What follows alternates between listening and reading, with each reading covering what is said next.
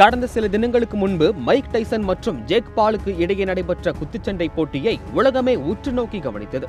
அமெரிக்காவின் டெக்சாஸில் உள்ள அர்லிங்டன் ஸ்டேடியத்தில் வைத்து போட்டிக்கு முந்தைய நாளில் நடைபெற்ற ஆயத்த நிகழ்ச்சியில் மைக் டைசன் ஜேக் பாலை கன்னத்தில் ஓங்கி அறைந்தார். இந்த சம்பவம் குத்துச்சண்டை வட்டாரத்தில் பெரும் அதிர்வலைகளை ஏற்படுத்தியது.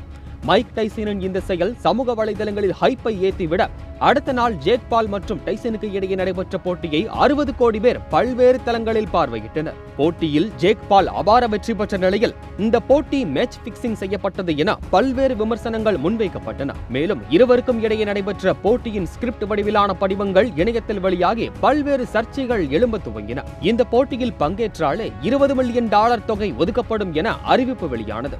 மேலும் வெற்றி பெறும் நபருக்கு கூடுதலாக $20 மில்லியன் வழங்கப்படும் எனவும் அறிவிப்பு வெளியானது.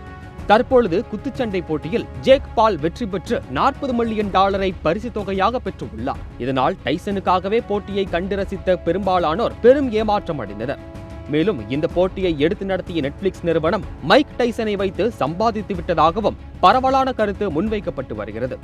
இனிவரும் காலங்களில் உண்மைக்கும் பொய்யுக்கும் வித்தியாசம் தெரியாத அளவில் சமூக ஊடகங்கள் செயல்படும் எனவும், இதற்கு இணையாக பொதுமக்களும் பொழுதுபோக்கிற்காக அனைத்தையும் ஒப்புக்கொள்ள ஆரம்பித்து விட்டனர் எனவும் சமூக ஆர்வலர்கள் தங்களது கருத்தை முன்வைத்துள்ளனர்.